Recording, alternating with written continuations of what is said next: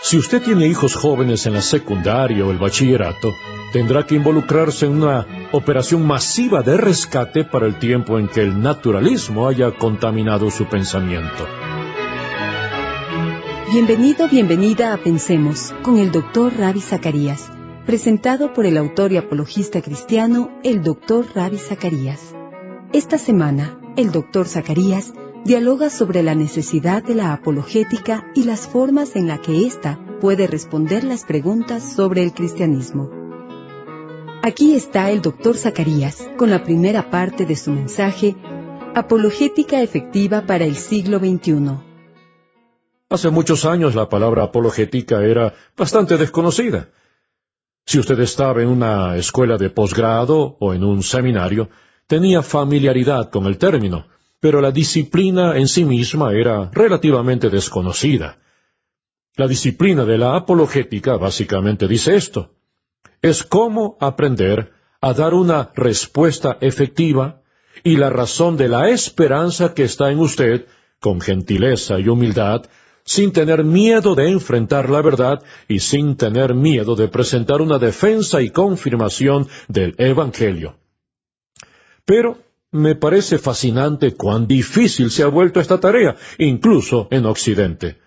Cuando usted va al Medio Oriente, se encuentra con perspectivas contrarias, se encuentra con cosmovisiones estridentes, aquellos que sacrificarán su vida y que tomarán todas las posiciones de ataque, que han hecho muy bien su tarea acerca de las demás cosmovisiones para poder defender la suya. Uno se acostumbra a esa hostilidad, a esa estridencia y al atrevimiento de aquellas cosmovisiones. ¿Quién hubiese imaginado que solo hace 5 años el ateísmo hubiese adquirido la hostilidad y la agresividad que tiene en nuestros tiempos?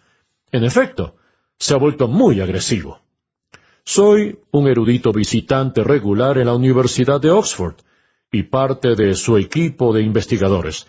Así que voy allá 3 veces al año para dar conferencias y siempre hago algún foro al aire libre antes de comenzar mi conferencia.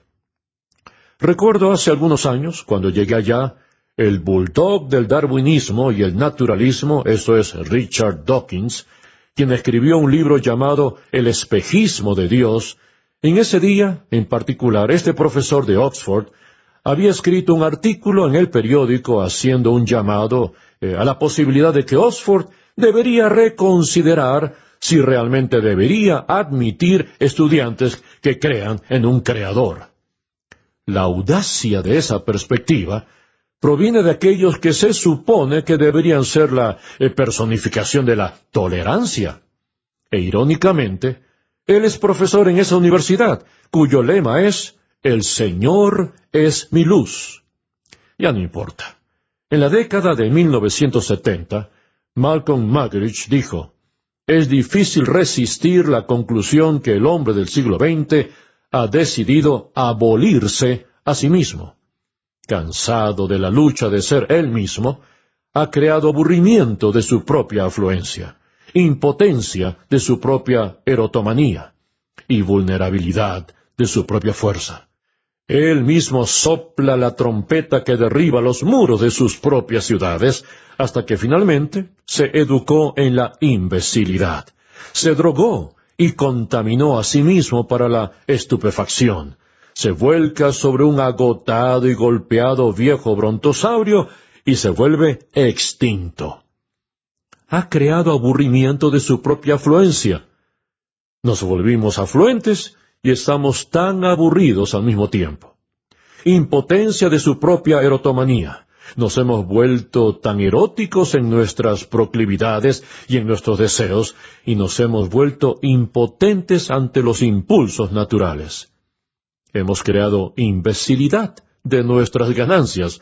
Hemos logrado tanto progreso y educación, y sin embargo, nos hemos vuelto tan imbéciles para las decisiones ordinarias. Y ahora estamos listos para volcarnos sobre un agotado y golpeado viejo dinosaurio para extinguirnos. Ahora me gustaría hablarles sobre cómo hacer apologética en esta clase de escenario y en esta clase de cultura. Hace algunos años el obispo John Reed de la diócesis de Sydney, en Australia, contó esta historia en un contexto totalmente diferente. No sé cuál era, pero pensé, cielo santo, qué ilustración tan precisa para el mundo posmoderno. Él habló sobre esto. 2 marineros australianos llegaron a Londres, se bajaron de su barco y esa noche entraron a un bar. Disfrutaron lo que la noche les ofreció y con un alto grado de ebriedad salieron del bar tropezando con sus pies. Cuando salieron, viéndose inestables, caminaron a una densa neblina londinense, completamente desorientados, tambaleándose, comenzaron a buscar ayuda y vieron a un hombre que se acercaba. Ellos no lo sabían, pero era un oficial naval inglés con muchas condecoraciones. Las medallas brillaban en su pecho. Y mientras el oficial naval se acercaba, uno de los australianos le dijo, «Oiga, amigo, ¿podría decirnos dónde estamos?» El oficial naval, muy ofendido, se inclinó hacia ellos y les preguntó, «¿Acaso ustedes no saben quién soy yo?» En ese punto, uno de los australianos le dijo al otro, «Estamos en un verdadero aprieto. Nosotros no sabemos dónde estamos y este hombre no sabe quién es». Si esa no es una descripción apropiada de la mentalidad posmoderna, entonces no sabría cómo más ilustrarla. No sabemos dónde estamos en la trayectoria de la historia, y no sabemos quiénes somos como personas.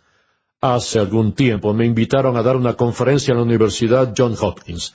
Estaban invitando a pensadores muy competentes de varias disciplinas, físicos, hombres y mujeres especializados en ingeniería genética y ese tipo de cosas. Yo era la voz evangélica en ese foro, y la pregunta que estaban tratando de responder ese día era, ¿qué significa ser humano? Eso es fascinante. No sabemos quiénes somos, así que estamos buscando la respuesta. Si no sabemos lo que significa ser humano, ¿qué implica el hecho de que escribamos todos esos libros sobre el humanismo? ¿Qué significa? Pero eso es lo que está pasando.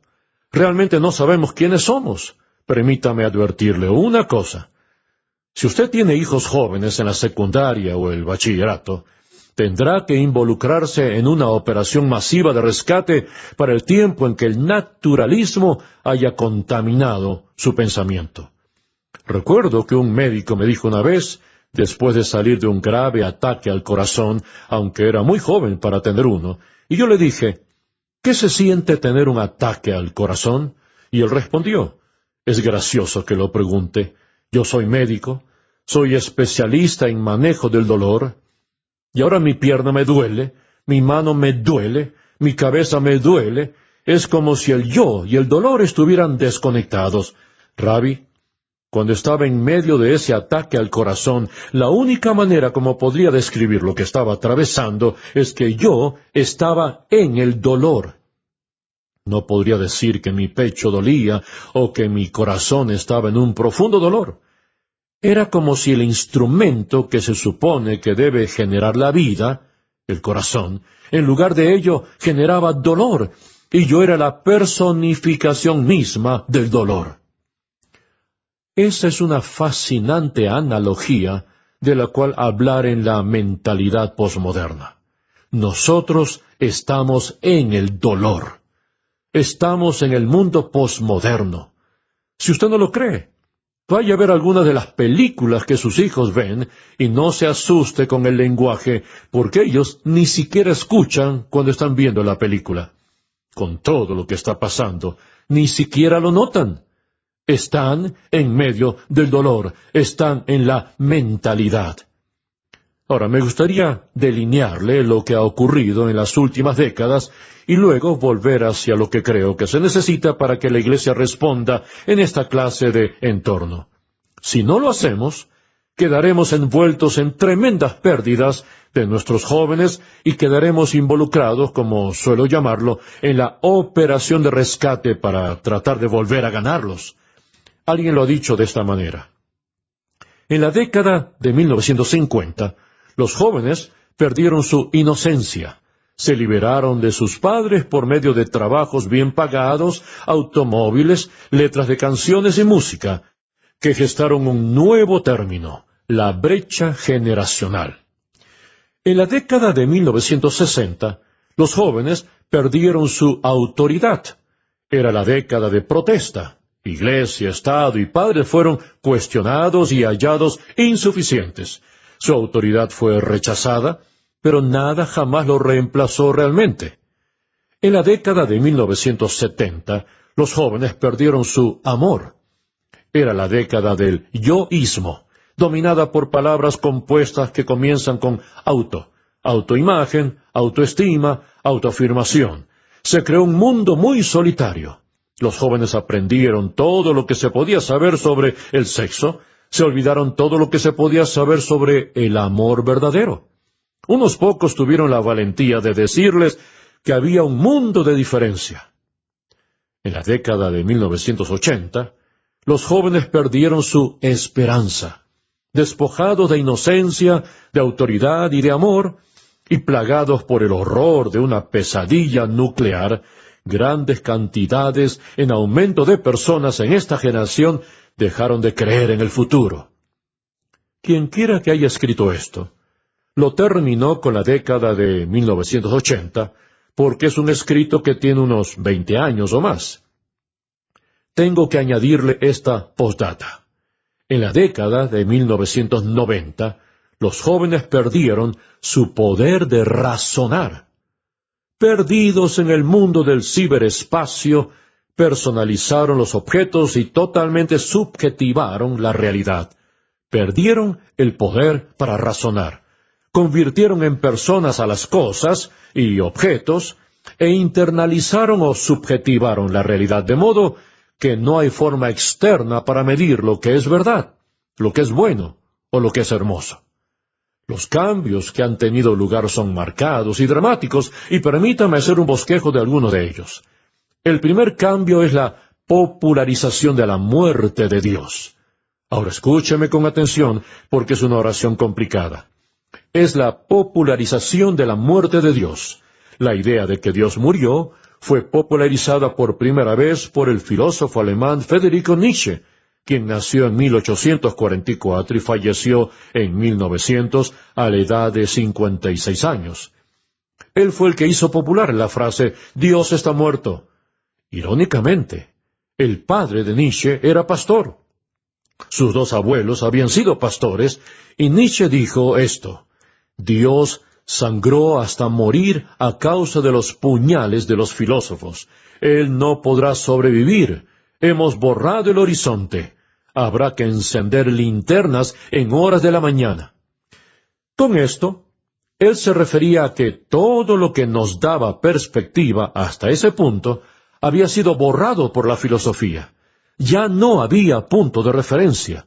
En un sentido, dijo que habría que encender linternas en horas de la mañana. Había que inventar juegos sagrados para de alguna manera darnos un poco de consuelo por este hecho que cometimos, que según él, era el logro más grande que la humanidad había alcanzado, el haber matado a Dios. Y luego dijo lo siguiente: porque Dios había muerto en el siglo XIX, Nietzsche dijo que el siglo XX se convertiría en el más sangriento de la historia y que una locura universal estallaría. ¿Me escuchó? Debido a que Dios murió en el siglo XIX, el siglo XX se convertiría en el siglo más sangriento de la historia y una locura universal estallaría. El siglo XX vio más matanzas en campos de batalla que todos los 19 siglos anteriores juntos. Y ahora tenemos lunáticos con gatillos en sus manos que crean catástrofes mundiales. Lo más irónico es que Nietzsche pasó los últimos 13 años de su vida en un asilo para dementes. Su madre se sentaba junto a él mientras él atravesaba por semanas de demencia. Estaba en silencio y de repente comenzaba a hablar. En mi libro, titulado «¿Puede el hombre vivir sin Dios?», documenté esta historia. Nietzsche de repente se ponía a hablar. ¿Y sabe qué palabras salían de su boca?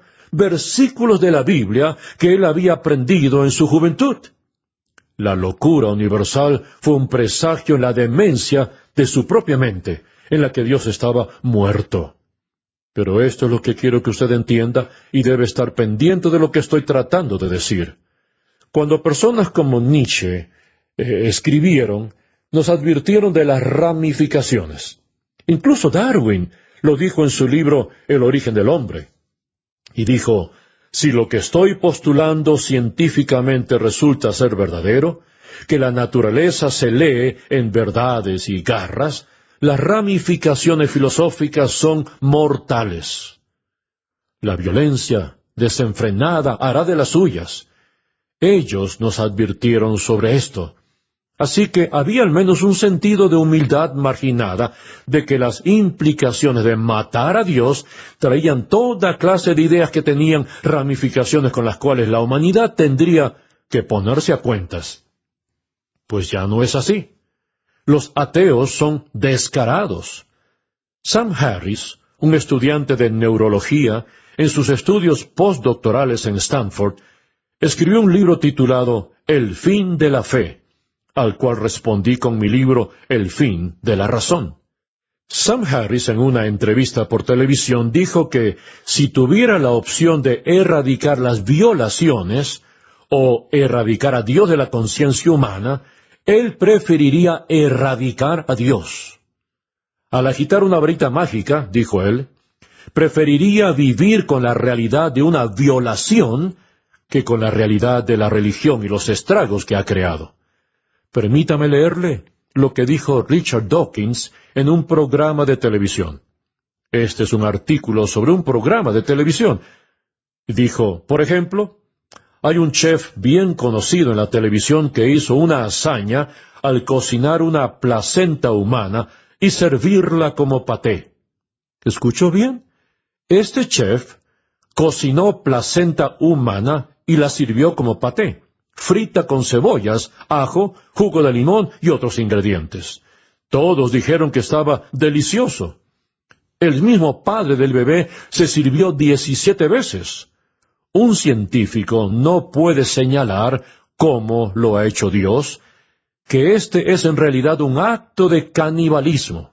Lo que es peor, puesto que la clonación es un tema tan actual en este momento, debido a que la placenta es un verdadero clon genético del bebé, el padre en realidad estaba comiéndose el clon de su propio bebé.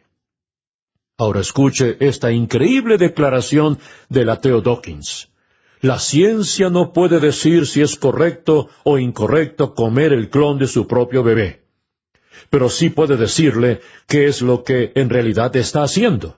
Entonces, usted puede decidir por sí mismo si piensa que es correcto o incorrecto.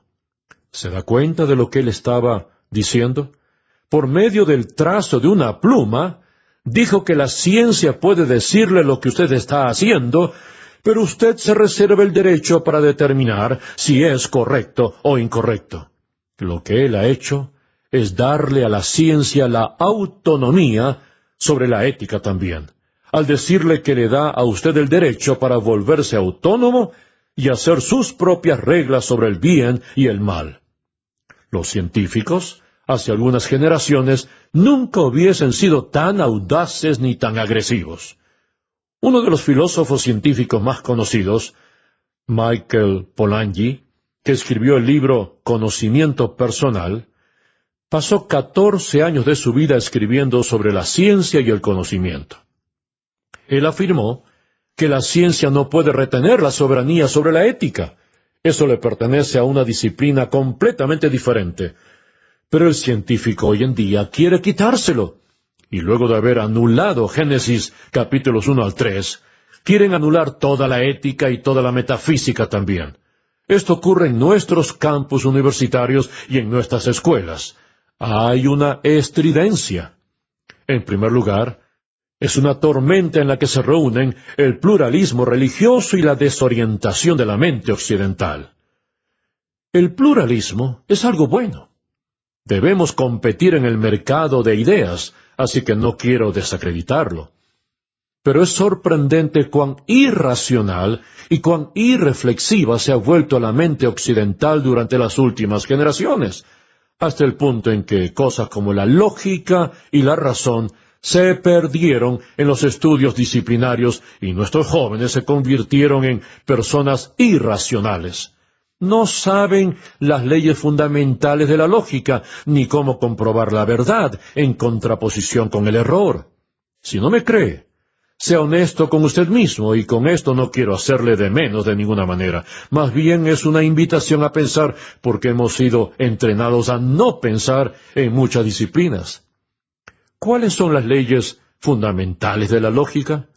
¿Cuándo fue la última vez que su hijo llegó a la casa de la escuela y le dijo, papá, hoy aprendí las leyes de la lógica?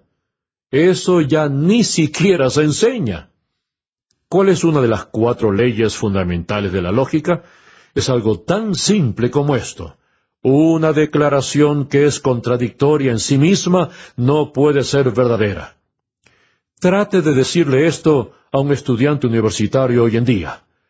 Recuerdo que estaba en la Universidad de Iowa y cuando terminé la conferencia, un estudiante me gritó desde un micrófono, ¿quién le dijo a usted que la vida tiene que ser coherente? ¿De dónde lo sacó?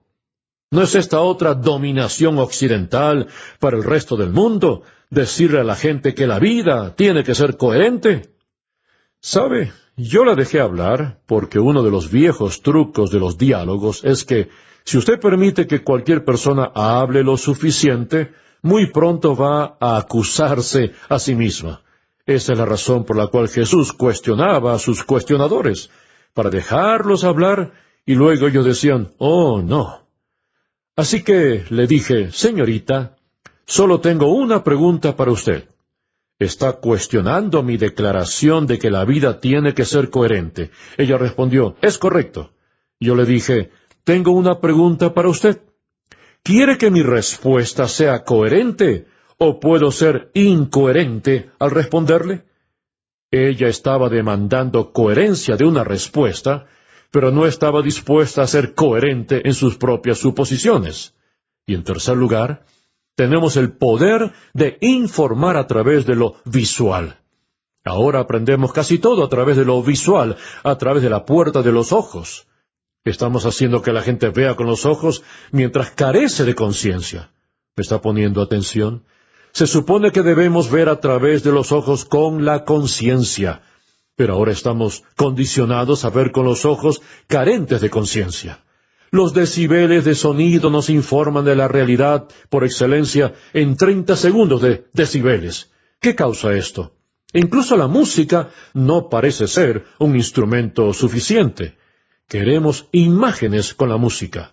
Una de las grandes fortalezas de la música es incentivar la imaginación y permitir que la imaginación sea soberana de estas ideas, puesto que Dios nos ha dado una imaginación única que es hermosa, espléndida, y mientras usted escucha las notas musicales y la letra que fue escrita, su propia imaginación se eleva.